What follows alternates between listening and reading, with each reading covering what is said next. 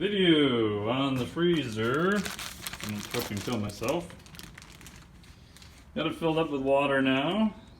It's holding, which is good. So this particular one is a Criterion, and this one is the 15.9 cubic feet. So let's see if I grab the old ruler here. Again, these are the outside dimensions, so maybe this isn't going to work so well. So it's about 26 by, so when I'm in it, it's just barely over my shoulder. What's that, about 29 length. That's what you get for doing videos yourself. 60. And inside you're going to be a few inches off of that. The other thing I did is,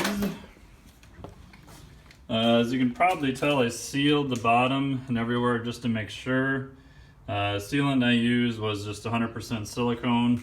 I tried two different types. This is more of a food grade silicone, which worked and is sticky, but the tube exploded on me. So you can see on this side I used a heavier 100% silicone, which worked better. Just went with the old, took about one tube in the caulk gun. That worked a lot better. Another trick, once you can see down on the bottom there, a pretty heavy bead on it. I just took my finger and ran through just to smooth it out. I didn't really care too much what it looked like on the inside. Another trick for water temp is to use one of these laser temperature guys, and it's 45 degrees right now. I had the freezer on for a little while during training just to see where it was at. They do get really hot if you leave them on, so I've just been running it for 20 minutes at a time, then 30 minutes, then 40 minutes to kind of get it down to the temperature I wanted. You can kickstart that process with a bunch of ice the first time. It's insulated, so it holds temperature pretty good. Whenever I get in it, obviously I unplug it. Here's the back side. So right now I've just been plugging it in for a set period of time and then turning it out. I've got a Inkbird temp sensor that I'll be getting here. I already have it, I just haven't hooked it up yet. So in theory that'll program the temp and I can set that. And it'll turn it on and off automatically. Pulled the electrical stuff off the floor. I got a surge protector coming today, so we'll have that up and going pretty soon. It's been pretty clean so far. This is day 5. The only other thing I've done is potentially when it gets nasty, I'm going to try adding a little bit of food grade hydrogen peroxide. See if that helps. But so far it's been good. It's only used it every day so far for 5 days. It's not too much crap on the bottom yet that I can see. Maybe a couple little particles there. Another thing I did is I wear booties when I get in it. So that seems to help keep some of the dirt off, and then your feet aren't so cold. The other part, as you can tell, the bottom part's not really meant to be stood on. So I stood in there and I was trying to caulk it, which is a bad idea. Dented it a little bit. So far it still works.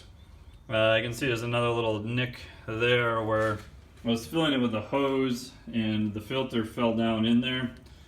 So now what I do is I take the hose on the other side here, and I take some duct tape and just tape it into the corner there.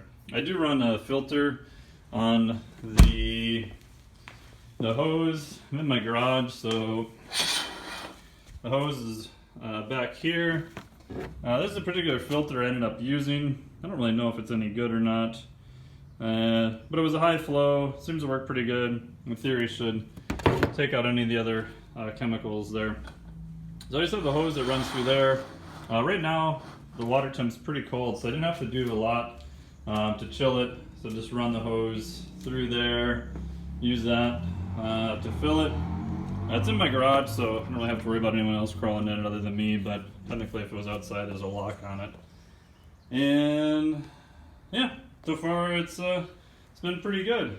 Another thing is I have a couple of mats here that I'll use that with a towel at the bottom make sure my feet are wiped off before I get in to try to keep some of the dirt and everything else out of it. But I don't know, so far 6 days in, it's been pretty good.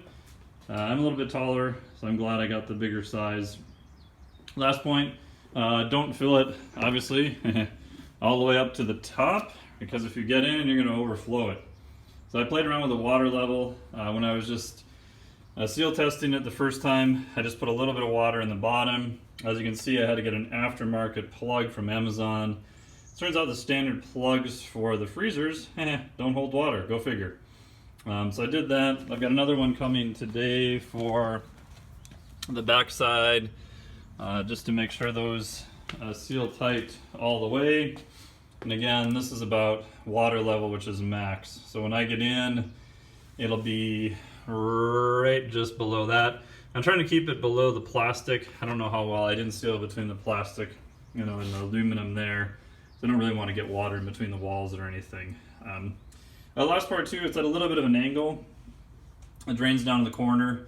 So I don't know if you can tell by looking at the water level, but that's done on purpose. So if I have to drain it, I just have another mat that I put here, so that it runs into the driveway and then drains off that way.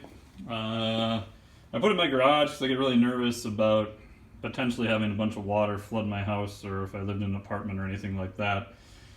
I suppose you could do it, but man, that's probably trusting that seal a whole lot. So yeah, anyway, that's what it is. It's been good so far. Definitely like it. Any questions? Hit me back.